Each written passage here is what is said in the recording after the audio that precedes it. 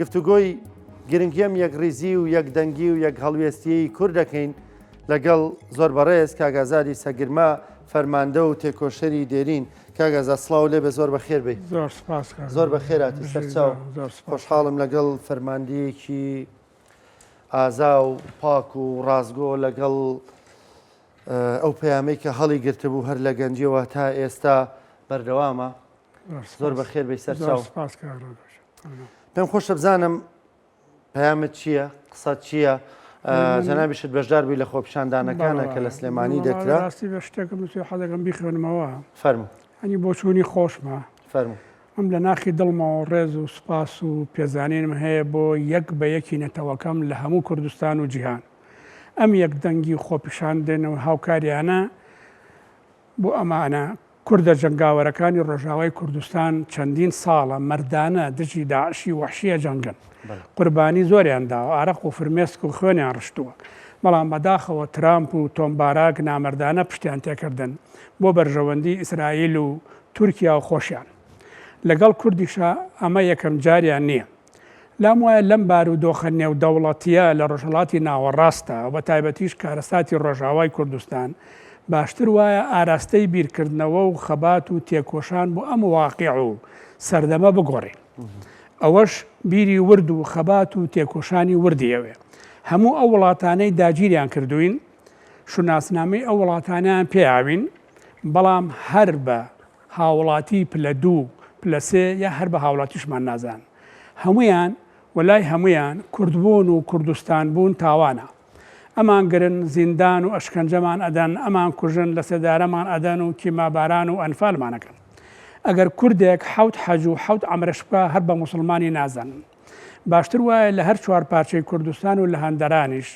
بە یەکێتی خۆمان خەباتی بەردەوامی سیاسی و دیبلۆماسی و میدیایی هەموو دنیا و UN و هەموو مرۆڤ دۆستان و خاوەن وجدانەکان داوا بکەین و بەردەوام ئیشی بۆ بکەین کە ئێمە مافی ڕەوای خۆمانە لەسەر ئەرزی مێژووی خۆمان دەوڵەتی سربەخۆی کوردستانی خۆمانە بێت. دەست خۆش بێ. سپاس بۆ پەیامەکەت. وەڵامی زۆرێک لەو پرسیارانی منی تێدا بوو کە بەنیاز بوومە ڕاستی جەنابتی بکەم، بەڵام هەر گفتوگۆ دەکەین. هەستە چۆن بچیتە نێو ئەو گەنجانەوە لە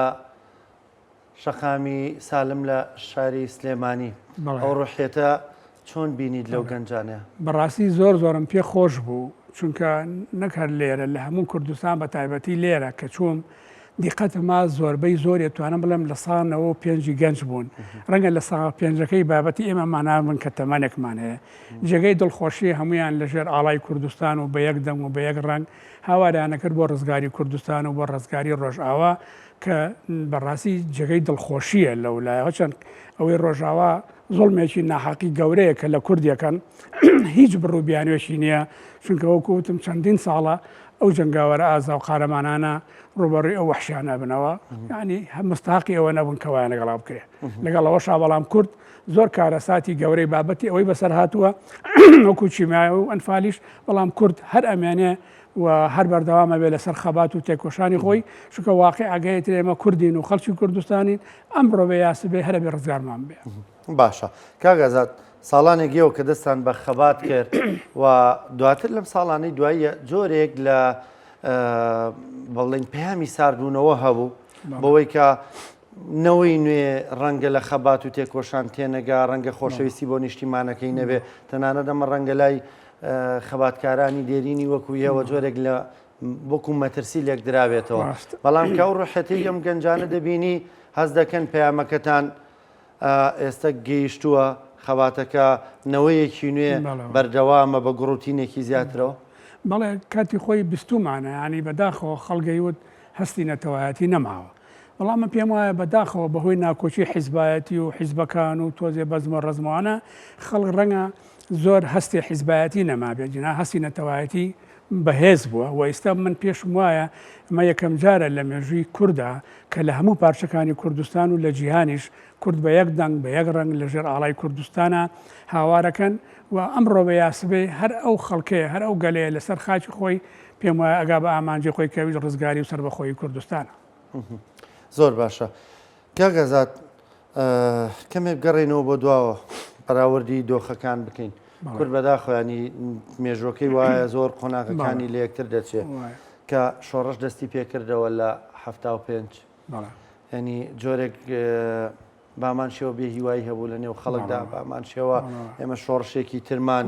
بە هەمان شێوە لەلایەن ئەمریکاوە پشتیوانی لێ نەکرا ینی چۆن بەراوردیم دوو دۆخە دەکەی زانی چۆنا کاتێکە 75 شۆڕش ئەیلول تێکشکا بەڕاستی وشکارە سات بوو ئەگەر تۆ دیقەتی بێ هەتا ئیستش کێشەی ئەو تێکشکان نەیە ئەوەی کە سەدام لە دوای 75 تعریبی کردووە عەرەبی هێناوە بۆ زۆربەی شوێنەکان کە ئیسەر بۆ کێشەیەکی گەورە بۆ ئیستەشمان لەبەرەوە بەڵام بڕوابوون بەخۆ بۆ نمونە یەکێتی نیشتیمانی کوردستان ئەو کاتە کە دەستی کردەوە بە خەباتی چەکداری زۆر خەڵک هەبوو ینی بە خەیاڵیان تێگەر هەنێ حیزبێک هەبوو حەز ناکەم ناویان بڵێم برادەرێک سوور پێیوت بوون ئەوان بڵێن وتیان با بۆ مەجموعەی مناڵ و پشتیوە و گەنجنەوانە کوروتوی کاکە تۆ داوای چاپاشەکە کە ئەوان سپێنێشنە دەرەوە شۆڕشەکەن ئەوانە یعنی بەڕاستی پارسەنگی ئێمە و هێزەکانی دوژمن ئەو باوەڕە بوو کە یەکێتی نیشتیمانی کوردستان لە سەرەتای شۆڕشەوە هەیبوو من یەک نمونەش بۆ بژێڕمەوە کە لە قەندیل بووین زمانی شابوو شاما بوو ئێمە مامجلال بەڕەحمەت وتی ئازاد دەچین بۆ شوێنێک وتم بەڵێ وتی لەوێ وریا بن و ئاوا و خۆش و بەرامبەر ماوتم بەسەر چاو ڕۆشتین تاوان خەڵکی شارەزامان لەگەڵا بوو کە چوینێتر گەشتینەوە ئێوارە بوو کۆمەڵی ڕەشماڵ هەڵدرا بوو پۆشتە و پەرداخ و ئەوانە و دووسێ کەس دانیشت بوون مشکی و شتیانمان دانێن کەمانە کوردی ڕۆژهەڵاتن دوای چاخواردن و نان خواردنەوەانە مامجلال بەوانێ وتی فەرمونون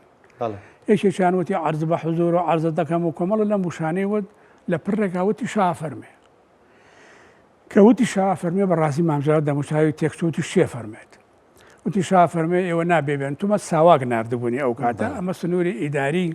ئێرانە نابێن مامجلال تووڕە بوو وتی بەو شاکەرە بڵێن منە ترسام و شا ئیمبراتۆر بۆ کاتە وتی بەو شاکەرە بڵێن ئەمە ئەرزی باوکە گەوادی نییە ئەمە ئەرزی کوردستانە بۆ ئێمە ئەم دێودی فەرقی نییە یعنی زۆر جێگای ئەوە بوو تۆ قائیدەکە لەم کاتەیە بەشەرتی ئێمە ئەو کاتە هەمومان 40 کەس بووین ڕەشاجێشی عەفاریۆفمانەیە حربی عالەمی دووەم بوو لەبەرەوە بەو ورەیە بوو ینی بەڕاستی یەشێتی ڕەشەی لە شا بەڵێ بەو شاکەرە بڵێن ینی شای ئیمبراتۆر بۆ کاتە ینی مەبەست ئەوە نییە تۆ کەمی یا زۆری تۆ باوەڕ هەبێ ئەوە نیە لە هەر کاروانێ بۆ ڕۆژ بڕوانەیە کەم بێ زۆر هەرەگانە دەگەنە خۆت لەبەرەوە بڵێن ئێمە ئێستا ڕاستە وەزعی کوردستان ئەو کوردانی ڕۆژ ئاوا تا بڵێ جەنگاوەرن شۆڕژێرن ئازان ئەوە ئەتوانم بڵێم قوڵاییەکی نەوعێکە بۆ ئێمە وە خەتێکی بارەنگاریشە بۆ ئێمە لەبەرەوە ئێمە چۆن خۆمانە پارێزین چیشمان پێ بکرێ بۆ ئەوان بەڕێ منە ببیکەین زۆر باشە گەڕانمانتەوە بۆ سەردەمی شاخ ئەو ڕوحەتی مامجلال لە باس کرد بە چەند پێشمەرگەیەکەوە کە هەڕەشەی ڕوحەتی و کاتی پێشمەرگەکان چۆن ئەو کاتە ناڵێم بەڕاستی باوەڕێکی زۆر بوو بۆ نمونە پێشمەرگەیەک هاتبوو کە ناوی ئازاد بوو خەڵکی دەرەویانی قەراغ بوو هاتبوو بۆ اختیالات لە ناو شارە کوڕێکی جوان و ڕێکوپێک دەمانچەکەی لەسەر پێ و لە مزگەوتی خۆمخانەکانان لە دەستی دەرچوو بۆ ڕانیشکا بوو خۆی کوش بۆیتە دەست دوژمن نەکەوێت لە شەڕێکا لە سەوسێنان کوڕێک ناوی خەبات بوو دەرچووی سەناع بوو ئەویش کە ئیتر دەوری گیرا بوو ماوەی دەرچوونی نەبوو خۆی شەهید کرد لەبەرەوە ئەو پێشمەرگانەی ئەو کاتە مەسەلەکەی ئێمە و پارستەنگی هێزەکانی دوژمن باوەڕەکە بوو باوەڕ بەخۆ باوەڕ بە خەڵک باوەڕ بە کوردستان لەبەرەوە ئەو پارسەنگە بوو ئاخرەکەی بڕوات هەبێ ئەگەر حکومەتی بەعس کیمیایی بەکارنێنایە پێشمەرگە ئەسڵەن ترسی سەرباز و خائینەکانی حکومەتی بەعسی نەما بوو بەو ورەیە کە ئەو کاتە ئاڵێم یعنی پێشمەرگەی ئێمە بۆ نمونە مەسەلەن ئێمە بوون بە هێزی پشتیوانیش ئەو هێزی پشتیوان یەکەم جار بوو ئێمە شەڕ بکەین لەگەڵ هێزێکە کە هێنی بەرامبەر هیچ جەبهەیی مامجلال بەڕەحمەت بێ خۆشی ها سەرپەرشتێ کرد خۆشی سەرپەرشتی کە بۆ هێزی پشتیوان باشە کاغازات چەندە کە سەرکردە لە نێوتان نابوو کە سەرکردەکەتان دەبینی بۆ مامجلال سەرپەرشتی دەکردن ڕحیەتێکی جۆرێک لە ورە بوو بۆ ئێوە هەر زۆریش کەسە من شتێکیکە بۆ بژێڕمەوە تقریبان ساڵی هەفتاهەش بوو ساڵی هەفتاهەش بوو ئیتر هێزێکی دوژمن هێرشی کرد شاخی مامەندەی گرت ئەو کاتە مامجلال و کاک نەوشیروان و کاعومەر و ئێمە هەمومانەوانە لە ناوزەنگ بووین لە خڕی ناوزەنگ طبعاً هەر هێزی ئێران زمانی شار لەو بەرەوانە بوو لە بەری نۆکان و ئەوانە چواردەوری ئەو ناوچەیە گیرا بوو مام جەلال خۆی بەستە بوو کاک نەوشیروان بە هەموو شتێکام بامشتە ئێمە لەگەڵ کامەرا چوشن بۆ شوێنێ شەڕ بوو نەمانێش هێزی دوژمن بێنە ناو شوێنێەوە حوشە و حەوڕۆ شەڕ بوو حوشە و حەوڕۆژ ئەوانە بەورەیەکی پۆڵین کە ئەوانە خۆیانمان لەگەڵا بوو لە ناو واقع ئاخرەوەش گرنگە وە مەسەرەن من پشم لە لەندەنەوەی عازبم یا لە شوێنێکەوەی عازبم ئەو لەسەر ئەرزی کوردستان و لە ناو واقعەکەەوە کە بۆ ئێمەش جێگەی شانازی بوو و جێگەی ینی بڵێم پاڵپشتی و ورەیەکیش بوو تۆ گرنگە ئەوانەی کە من باسم کرد خۆیان لەوێ بوون حوشە و حەوڕۆ شەڕ بوو کاگەزات ینی پەڕێزت یەکێک بووی لە فیگەرە کاریگەرەکان لە پێشمەرگایەتیدا بەڵام وەکو خۆ دەرخستن خۆ پیشاندانی میدیا باسکردن لە خۆت ڕەنگە لە دوای دواوەبی ڕاستەوە ئەم ڕوحێتە لە چیەوە سەرچاوی گرتووە وڵای ئێمە ڕەنگە ئێستا خەڵکی کوردستان بەعام باس بکەین ڕەنگە ئەوەندەی ناوی مامەڕیشیان بیستێ ناوی ئازادی سەگرمیان نەبیست بێ لە کاتێکدا ئەو ئامرکردێک بووە لە تیپەکەی ئێوە وڵی کاکەجان من ئەوەی ڕاستی بێ ئێمە هەموو کاتێک ئەمان لە ناخۆشیەکانە لە پێشەوە بین لە خۆشەکانە لە دواوە بین و من خۆم ئەو کاتێک کە چوومەوە بۆ سەرپەرشتی پارتیزانەکانی سنووری مەڵباندیەک 4 مناڵی وەردەما بوو هەموویم بەجێ هێشت چوون بۆ ئەوێ و لەو شەڕەشا بە سەختیر بینار بووم لەبەرەوە ینی مەسلەی باوەڕ و ئەو شتانە یعنی جێگەی هەموو شتێک ئەگرێتەوە و من زیاتر لە میدیا ڕاست دەکە ینی بڕوا بێ بە کەسیشم نەوتۆ وەرن با ڕستمێ بگرین ینی ئەو شتانە من ئەژنا من شانازی شەکەم بەو پێشمەرگانەی کە لە تی 57 سەگەرمە بوون هەتا ئێسەش پەیوەندیم لەگەڵیانە باشە و ڕێز و حرمەتی شمێ بەوانێک کە شەهید بوون و برینار بوون ئەتوانم بڵێم نمونەی پێشمەرگەی کوردستان بوون یعنی ئێمە وامان کرده بوو ینی چالاشیمانە کرد هەتا بۆ نمونە جارێک کاکسەفینی مەلاقەرە سەرتی پێشاشەش دەشتی هەولێر بوو وتی هەموو جارەکەی و دیسانتی 57 سەگرمە ئێمە ژەمانە بچین چالاشیەک بکەین یعنی منافسەیەکی شەریفانە بوو تۆ چەند چالاشیەکەی دژی داگیرکەرەکەی کوردستان دژی دوژمنەکەتان لەسەرەوە بوو کێ زۆرترین چالاشیەکە دژی دوژمنەکەمان باشە کاگەزات دوایی کە حکومەتی کوردیتان بینی کە حکومەت هەرێمی کوردستانە بە هەڵە و کەم و کوڕەکانیەوە ئەستان چۆن بوو مەسەلەن چەند پێشمەرگە ئێوە چیرۆکی چەند پێشمەرگەتان لایەکە لە سەرمەرگدا بە برینداری دەیوت کوردستان بپارێزن ئاڵای کوردستان بەرزڕا بکەن زانێکی حکومەتی کوردستان بۆ ئێمە بەڕاستی هیوایەکی گەورە بوو ومێدێکی گەورە بوو ئستەشی لەگەڵا بێ ئەم حکومەتێک کە هەمانە بە هەموو کەم و کورتی و گلەیەکانیشمانەوە هەر بمێنە باشترە ئیسە بۆ نمونە من هینەی مەناحین بێگن مەخوێنەوە ئەیوت بیرەوەکان بەڵێ ئەی بە یەک باوانێکی هێوت ئەی من خەریکە گریان بۆ چی بووە ئەوی ئەگەر ئێمە هێزێکی تۆکمە و شەڕکەر و ئاوامان هەبووایە دوژمنەکانمان ئەیانتوانیوەمان لێ بکەن ئێمەش پێویستە ئەمەی کە ئێستا هەیە بە هەمومان بیپارێزین چاچی بکەین ڕێکی بخەین لەمە باشتری بکەین وا بکەین هەموو خەڵکی هەست بە هاوڵاتی بوون کار لە کوردستانە و بەڕێزەوە سەیری بکرێ و هەمووی وا لێ بکرێ یەکە بە یەکەیمان ئێمە هەمومان هەست بەوە بکەین کە ئەرکمان لەسەرشانە بەرگری لەم هەرێمی کوردستان بکەین کە هی هەمومانە ئەمە بەرهەمی 100 ساڵی ڕابردووە لەم پارچەیە بە ئارەق و فرمێسک و خوێن بەدی هاتووە مڵکی یەکێک نییە مڵکی هەموو خەڵکی کوردستانە کاگەزات ینی تۆ ڕەنگە باشترین شاید حاڵبی لەوەی کە بۆیە حەزەکەم نمونەواقعەکان باز بکەیت پێشمەرگەکانتان هەمیشە دەڵێن فیشەکێکیان هەڵدەگرت بۆ خۆیان بۆ کۆتایی بۆی خۆیان نەکەونە دەستی دوژمن و هەمیشە دوایین قسەکانیان ئەوە بووە کە کوردستان بپارێزن بەرهەمی با بڵێن خوێنیەوان بە فیڕۆ نەچێ تۆ چەندە نمونەت لەمانە بینی وە خۆت بەڵێ من ناڵێم ئەو کوڕێک کەوتم ئازاد ئەوەی خەبات کەوتمە خۆیان شەید کرد و پێشمەرگەی تریش مەسەلەن بڕواتە بێ من ینی برینار بوو وەزعی خراپە چۆنەوەی باشم ینی زۆر بەورە زۆر بەهین هەوڵەیە بە زووترین کات چاک بێتەوە بچێتەوە بۆ شەڕ تێکی بۆ ئێمە وامان ڕاهێنا بوون بەڕاستی کە ئێمە پێشمەرگەی کوردستانین ئێمە خەباتەکەین لە پێناوی ڕزگاری کوردستانە لەبەر ئەوە بەڕاستی ئەو پێشمەرگانەوە کووتم جێگەی شانازیمانن و ئەبێ ئێمە باوەڕ و بڕوا و ئەوانە بگەڕینەوە بۆ هەموو هێزەکانی کە ئێستا هەمانە پەروەردەیان کەین بە ژیانێکی کوردستانیانە بە ژیانێکی نیشتمان پەروەرانە بە ژیانێکی ئەوەی کە لە خزمەت خەڵکا بن خزمەتکاری خەڵک بن دڵسۆزی خەڵک بن ڕێپیشاندەری خەڵک بن و بەرگری بکەن بە دڵ و بەجان لە خاکی پێرۆزی کوردستان. باشە کاگەزادەوەی کە لە ڕۆژاوی کوردستان بینیمان ینی هەمیشە دەمانوت کە هێزی نێودەوڵەتی پشتیوانمانە ئازاوی کە بەدەست دێ ناکەوێ ناڕوخێ مەترسی لەسەر نابێ بەڵامووی لە ڕۆژاوە بینیمان کە هاوپەیمانان ینی من ناڵم خیانە دەستەواژێ بۆ سیاست ڕەنگە ینی بۆ من لە مۆقعکە وەکو پێشکەشکارێکی گونجاو نەبێ بەڵام لەوەی لانی کەم بێدەنگن لەو دەستدرێژیانی کە دەکرێتە سەرمان خۆشبەختانەی ساندێکیان بەدەنگ هاتوون. چەندە ئەماکرێ وا بخوێنینەوە کە ڕەنگە مەترسیە ڕوبەڕووی ئێمەش بێتەوە. بەڵێ وایە من هەموو کاتێک وتومە کە ئێمە باڕمان بە خۆمانە بێ بۆ نمونە بۆشم جێڕایتەوە کە ئەنفالێکی مەباران کرا ئێمە لەم دنیاە خوا و خەڵکی کوردستان و خۆمانە بێ کەس لەگەڵمانە نەبوو بەڵام بەو پەڕی ورە و هینەوە چوینەوە بۆ گەرمیان و مەفارزمان هەبوو چالاکیمانە کرد و شەڕشمانە کرد ڕاستە قوربانیمان ناو هینمان کرد بەڵام ئێمە ئەبێ بڕوای یەکەم و پشتبەستنی یەکەم بە خۆمان بێ اینجا هەوڵش بێن خەباتی سیاسی بکەین دیبلۆماسی بکەین میدیایی بکەین بەڵام ئیشی سەرەکی خۆمان بێ خۆمان بکەین. باشە کاگەزا تۆ قۆناغی سەختە زۆر بینیوە قۆناغی 75 کە شۆڕش تەواو بێ دوایی شۆڕشی نوێ دروستە بێتەوە قۆناغی دوای ئەنفال ئەوەی ئێوە وەکو پارتیزانەکانمانەوە کە قۆناغێکی زۆر زۆر سەختە ینی چی بۆ خەڵکانە دەڵێ کە زۆر جار بێ هیوا دەبن ینی جاری وا هەیە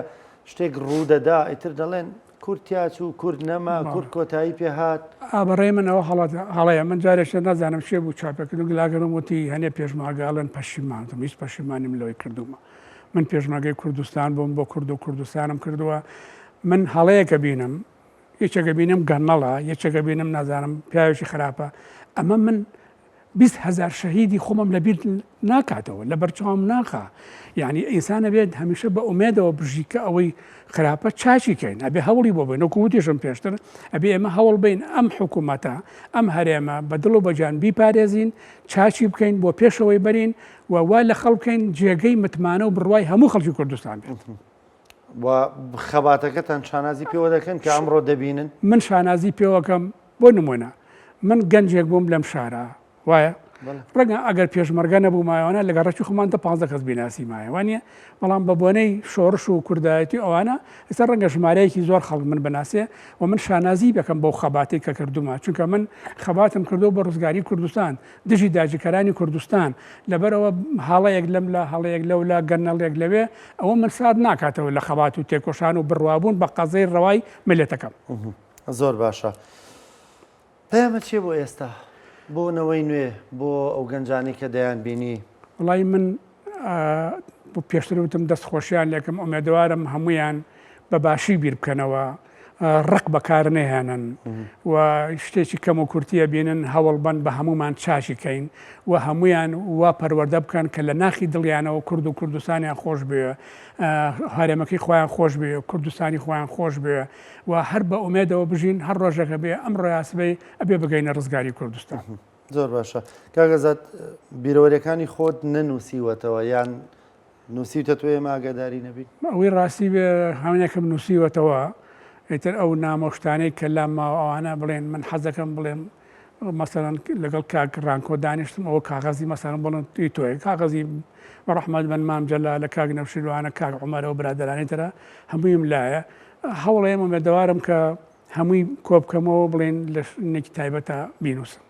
و من حەز ناکەم زۆریش باسی خۆم و ئەوانە بکەم ئەبێ باسی خەڵکی کوردستان بکەم کاک ڕانکۆ ئێمە هەموو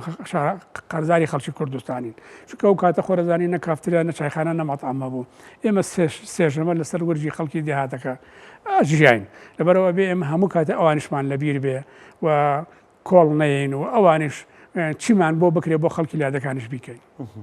زۆر باش کەواتە خۆشبەختانە بیرەوەریەکانە بەشێکی نووسیوەتەوە. شتێکی زۆر سەرنجڕاکێشتیە ئەوەی کە تا ئێستا بتوێ بیگەینی بەمنەوەیە؟ وڵایی ئەوەی کە ئەم جارە بینیم شتم زۆر بینیوە لە گەنجە مەسەلەن حەزەکەم پێشەوەی گەنجەکان باسی دوو دایکە شەهید بکەم.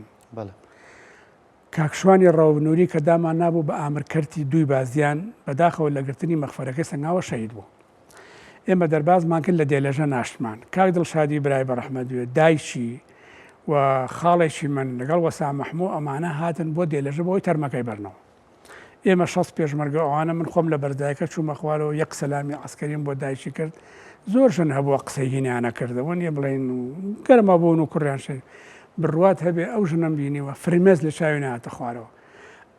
بەجلێکی کوردی جوان و ویقارێکەوە قژێکی سپی ئەوای کردوتی من کوڕم پەروەردە کرد بۆ کورد و کوردستان تەمەنی درێژی بۆ ئێوە بەجێهێشت بێ ئێمە ئەمانزانی خەبات و تێکۆشان ئەوانەشی تایە هیوادارم ڕێگاکەی بەرنێن منی وتم ومێدەوارم و بڕواش هەبێ قەت و ڕێگایی بەرنایەن ژنێکی تر لە کفری کە دایشی کاک سەلامی فەقی عەلی و کاک حەمید و ئەوانە بوون کە پێشمەرگەی سەرەتا بوون پێشمەرگەیەک شەهید دەبێت لەو ناوە دوژمن ڕایە کێشن بە دوای ئۆتۆمبیلە ئەیکا بە فەرتەنە و جنێویان پێەیە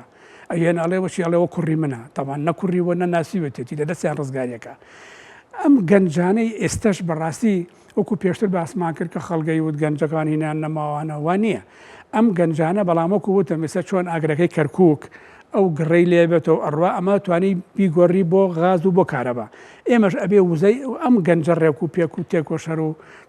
هۆشیارانە ئە زیاتر هۆشیاریان بکەین و بیان خەینە سەر سکەیەکی ڕاستی کوردایەتی و دڵسۆزی بۆ کورد و کوردستان. سپاس دەکەم زۆر بەڕێز کاک ئازادی سەگرمە فەرماندە و تێکۆشەری دێرین و بەردەوامیش تەنها دێرینە تێکۆشەری ئێستاش منی زۆر سپاس دەکەم کاک زۆر سپاس بە خێراتی هەروە ساغ و سەلامەت پێکمانەوە زۆر سپاس بە خێراتی سەرچاو زۆر بەخێر بیت.